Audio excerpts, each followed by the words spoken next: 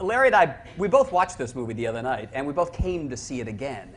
And as we were coming down here, I said to Larry, I could see this movie once or twice a week. What is it about this, Larry, that journalists like ourselves love this movie so much? Well, I think we always spoke like that at every given moment. My favorite line tonight, I've seen this movie probably 15 times. My favorite line tonight was, "Don't get your messages eyelashes."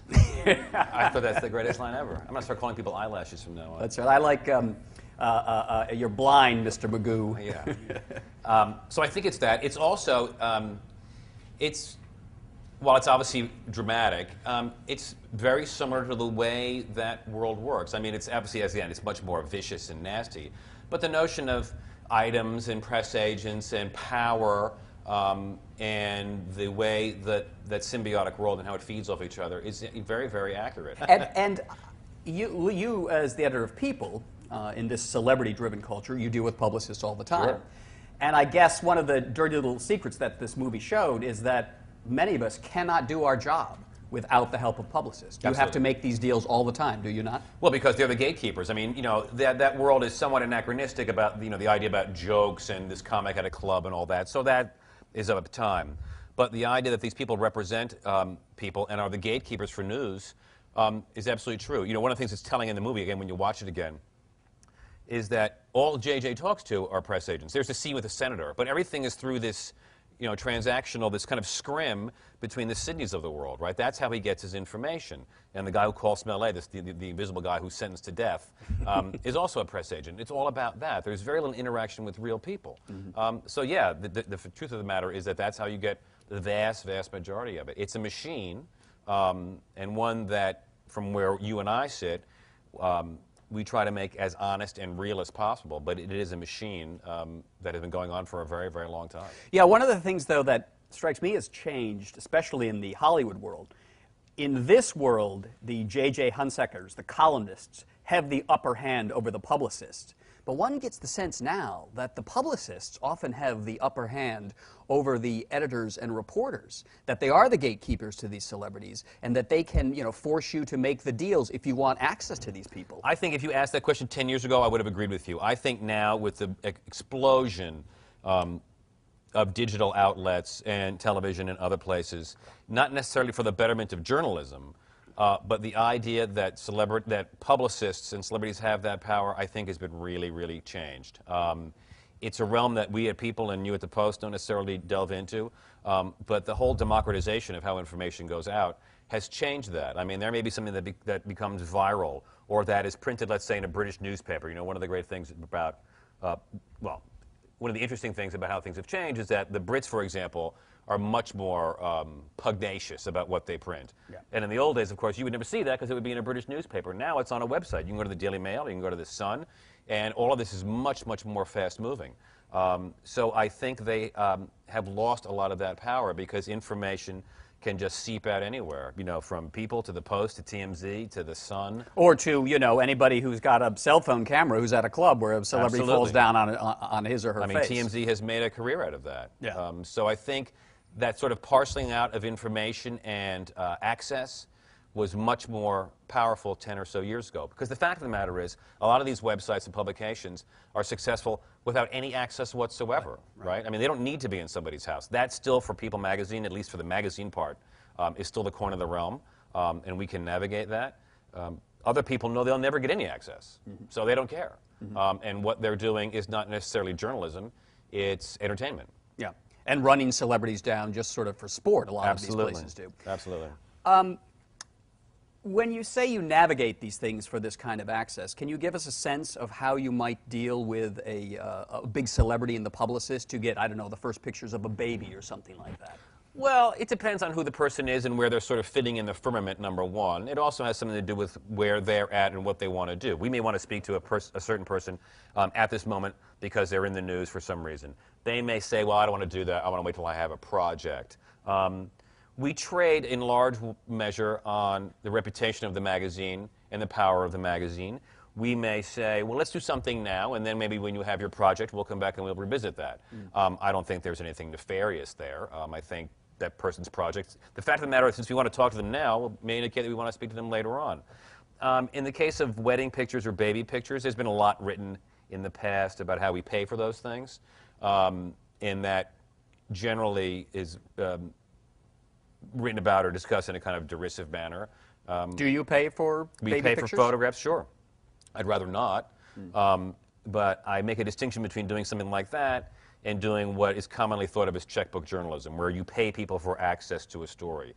In the case of a wedding or a baby photograph, us paying for that doesn't change the reality of that thing having occurred, right? They got married, they had a baby. So they're selling that event. That to me is different than say, hey, you were the witness to a crime, or hey, you were so-and-so's mistress, I'll write you a check. It seems to me the implication there is the bigger the check, the more the story, and you don't know if the story's true. Right. So it's not so much about the magazine or the publication or the website, it's about the reader. Can the reader believe the information that's there? And in the case of a wedding photo or a baby photo, the proof is in the photograph. Can you give us a ballpark figure for what the going rate would be for a celebrity's baby picture right now? Absolutely not. Fair enough. When you say you pay for the pictures, though, there are some publications that pay their sources, that pay information. That's right. I think the Star, those tabloids, they pay the hospital workers, they pay people who've worked in celebrity homes. Do mainstream magazines like People pay for that kind of information? No. Well, I can't speak for other magazines or news organizations, but we don't. Because it's a slippery slope that you can never get out of. I mean, first of all, the amount of money you'd be spending is, well, it's infinite, I suppose. The other is you just don't know, you're damaging your relationship with the reader. Because they don't know whether or not this person is being paid, if what they're telling you is the truth. Are they telling you this because they're getting paid? It's not something that we feel the need for. And I know there's been a lot of conversations about this, and obviously I've been on stories when I was a reporter at the news with British reporters. I was in Waco and Mike Tyson's rape trial and all kinds of crazy stories that the Brits loved. And it was, I mean, they knew how to write and report, and they also knew how to buy stories. It was a skill that American journalists didn't have, but they would buy up families and fly them out to Waco, for example, where they would be there when the English family was released from the compound, or whatever it may be. It's completely routine there.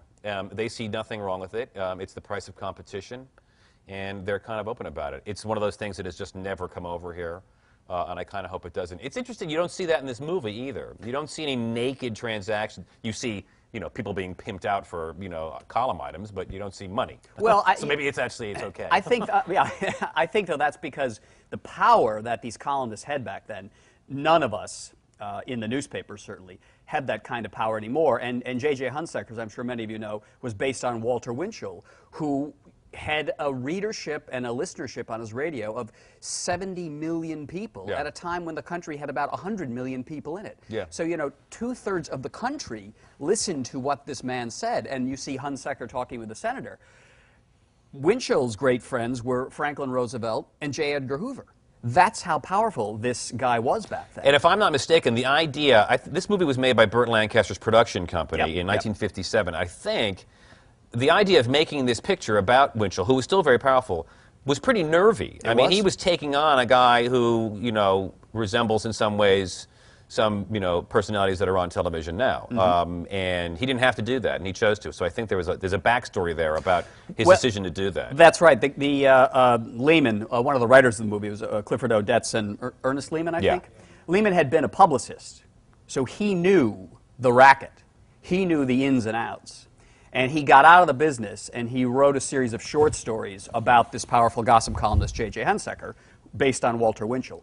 And when Winchell found out about those stories, Winchell tried to destroy his career. And it was only because Lancaster was a powerful movie star then, and Tony Curtis, who had been doing a lot of kind of fluffy teenage girl movies and wanted to change his career and be taken seriously. It was only because these two powerful Hollywood guys decided that this was an interesting world that they bought those short stories and made this movie. And they brought Odets on, Clifford Odets, who of course came from the theater, to write this brilliant, brilliant dialogue.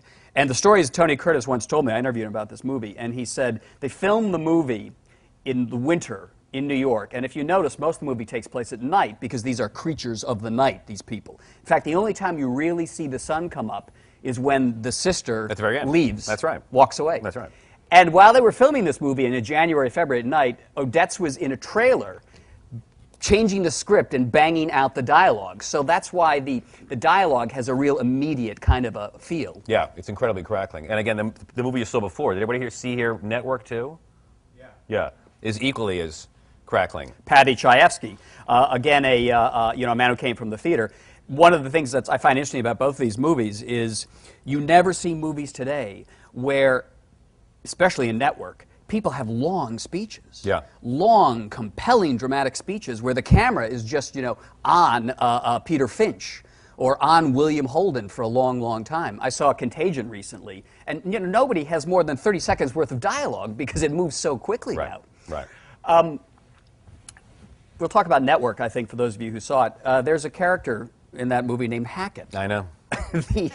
the evil corporate guy who's taking He's over. pulling his vest down. I like Yeah, that. were you named after that guy? No, but interestingly enough, I'm not sure how many people were here last night. I'm told that the paper screened last night. Yeah, yeah. And in fact, my son is the character Henry Hackett is named after me. The Michael Keaton character. Yes. Yeah. And I like the name Henry Hackett so much that I named my son Henry Hackett. So it's better to be. I don't know why there's all these Hacketts in journalism movies, but there are. Hack. But I think that's where it comes from. That has something to do with it. The Brits call reporters hacks. So that's right. That's where it comes from. Both of these movies, they do not show our profession in the very best of light, though. No. Is that, clearly, with all the polls that are taken now, the media ranks there with Congress pretty much now. Why is that, do you think? Why is this profession, which people want and seem to need, but they also despise and have contempt for? Oh, gosh. That's a whole separate session, isn't it? Take a shot. I think because there may be a lack of transparency in what's going on. I think that people feel that certain groups, certain journalists are carrying water for certain organizations.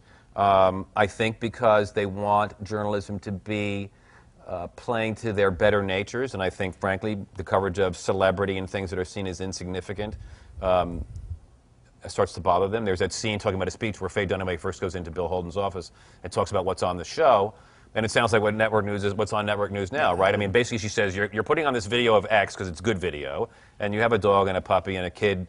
I was particularly chilled when she says, and a sick kid. I'm like, ooh, we do a lot of sick kids at People Magazine. And so I think that's what it is. I think, you compare this to All the President's Men, which was made, I think, 2 years later. And it's a completely different POV. And there's a couple of other movies like that that do that. But it seems to me that the more popular journalism movies are ones about us behaving badly. Absence of Malice is just, the Sally Field character is despicable in that movie. Yeah, and George Sanders as the powerful critic Addison DeWitt in All About Eve. I mean, this is how people do Ace in the Hole. You ever see Ace in the Hole? Oh, yeah, Billy absolutely. Wilder movie. I mean, terrible, horrible behavior. Brilliant. There is something that both of these movies, though, seem to say about our profession, which that it stamps out our humanity. Faye Dunaway and Sidney Falco are the same characters, and they have, as Hunsaker says to Sidney Falco, you have no humanity left. And William Holden says to Faye Dunaway, you have no humanity left. Again, there's this impression that we are these kind of hacks that are there just to kind of suck the stories out of people. Or it's their cautionary tales to tell us as viewers, don't let this happen, that they're human just like anybody else, and they can be dazzled by what goes on. And, you could arguably say that in real life, what has been accused of occurring at Murdoch newspapers, for example. I'm not picking on Murdoch, in fact. I just want to say that I find that story compelling because having worked at newspapers, where Michael has worked and others, the idea that the news of the story in the summertime was that the news of the world was just this incredibly corrupt place, and these people were behaving like monsters. What happened at the News of the World is that the culture of what was right and wrong became completely warped. The people who work at that newspaper are not unusually evil, right? What went on there is what goes on with these people in this movie. Their point of reference gets so twisted that the idea of getting the story trumps all things. And they don't think of themselves as bad or evil. They may think of themselves as clever and a little devious, but the degree to which their moral compass has been completely twisted ends up in, heroes in dramas like this, or ends up in real life what you see at newspapers like the News of the World. Well, full disclosure, I work for the New York Post, which is owned by the News Corporation that has been accused of hacking people's phones in England, I have to say. I want to say I've never heard Michael talk about hacking ever. No. As somebody recently said, if you've ever been to the New York Post, you could tell that we wouldn't be able to hack an electronic toothbrush.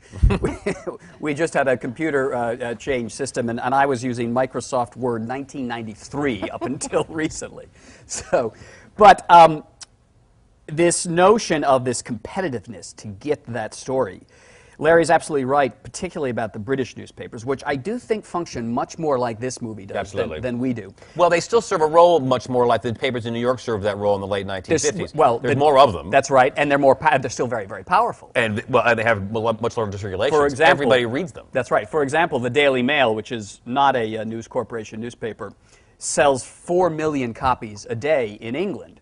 And I have friends who work there, and the way their structure is that they assign 3 or 4 editors and 5 or 6 reporters to cover the same story. And they compete them, they pit them against each other. And then the top editor selects which team came up with the best angle or the best information that day. So it's a kind of a bear baiting in your own office all the time. Right. Right. And that's what produces this desire, this need to have the story at all costs. At all costs. Yeah. Because, as you say, they're still very lucrative businesses. You know, there are magazines, obviously, in the UK, and they are big. But, as you said, the power is entirely with the newspapers there. Yeah. The web culture, insofar as independent websites, really hasn't penetrated there. I mean, the papers have websites. But the idea of a Politico... or Politico in the political realm, or Huffington Post, or Deadline Hollywood, or these other websites that are hugely powerful, just as websites. I don't really think it's penetrated the media culture there. I think to some extent that's because the websites for the papers are very, very good. Yeah. The Daily Mail websites, the Guardian website's a terrific website, yeah. The Telegraph. Their websites, I think, on the whole, are far better than our newspaper websites are here. You know, one of the things I do miss, one would not miss, you know, the behavior of a JJ, but what I do miss, I don't know how you feel about this, for New York newspapers, is the swaggering columnist, the person who covered, be it showbiz or the city or politics. I think one of the great things about when Michael and I were coming up at papers was the power, well wielded, you know, properly wielded, at the New York City tabloids in particular, that could be very, very, you know, you were proud of them. I mean, they could either cover, you know, Michael and I both knew Mike McAlery, who wrote about the Abner Louima case and other cases, and Breslin and Hamill and guys like that, who really exposed wrong and who changed the agenda of the city. And on a more kind of like quotidian level, covering, you know, City Hall or covering government and covering scandal and really holding politicians' feet to the fires. That was often led by columnists who really were primarily terrific reporters, and or terrific writers, and they set the agenda. And I think one of the sad things about where we're at in newspapers in the city, I don't feel that the papers are doing that. Only on Broadway do I think that's still well. I would agree wholeheartedly. But Larry's absolutely right, and I think the last New York City columnist was Mike McAlery, and he has not been replaced by anyone. And Pete Hamill was here Monday night, and we talked about this very issue. Really? And you know, I asked Pete why he thought this was. And he said he thought it was because the papers themselves are now getting so obsessed with celebrity that it's no longer a New York character-driven paper, that they want to write about Tiger Woods and all these international celebrities. So these New York characters who were just pursuing New York stories are not as valued anymore. Maybe, but I don't even feel the sense. I mean, look, Ed Sullivan, before he was a TV show host, was a columnist. Yeah. You know, Liz, you still have Cindy Adams, then I'm talking about Liz Smith. You just don't have people like that as much. I mean, the papers all have showbiz columns, but they're not as powerful. And perhaps that is the reason, because half the items are based out of Los Angeles. Yeah, well, look, if you look at the evolution of Page Six now is reading like it could be a People magazine or an Us Weekly. They are interested in worldwide celebrities, whereas the Page Six of the 90s, I remember reading it when I think George Rush and Joanna Malloy and Frank DiGiacomo were on it. It really gave you each day a sweep of the city. There was an item about something political. There was an item about Broadway. There was an item about a filmmaker based in New York City. There was an item about Elaine's. Yep. Every day you felt this is what happened last night. And it was all mixed up in one stew. Brilliantly Yeah, I put agree. together. And I totally agree. I think we've lost that a little bit in the papers. Just a couple of more observations about this movie I want to make, and then we'll turn it over for some questions. If you notice on this theme of the inhumanity of these people, if you look closely, if you see this movie again, at Burt Lancaster with those big glasses, there's always darkness where his eyes are, or light reflected, because the director wanted to convey the inhumanity of J.J. by not letting you see his eyes. So you almost never actually see Burt Lancaster's eyes. And in fact, the one time he takes off his glasses, you'll notice when he's by the water cooler in his TV show, he turns in profile and he's in darkness. Right. And his hair's mussed. And his hair's mussed. And this was a very subtle way to say, you know, because if you look in someone's eyes, it's the window to their soul, as they say. But J.J. has no soul, so therefore you cannot look in the eyes. And this movie, I think, is full of these very subtle touches, and that's why it's masterly directed by Alexander McKendrick. Yeah. Anything you noticed strikes you about the way this movie is Well, shot? I thought about that very thing, and I hadn't thought about that before, but I thought about that very thing tonight. I guess I keep coming back to this idea, like, what exactly is going on with this relationship with his sister? It's bizarre. Yeah, well, it's based on something true, because there was a rumor at the time about Walter Winchell that he had a thing for his daughter, whom he named Walda, believe it or not. And there had been a dirty rumor that Walter Winchell had a thing for the daughter, and Lehman knew that, and he put that in the movie, which is why Winchell went crazy about this movie. Yeah. So. Well, as you pointed out, it was shot for real.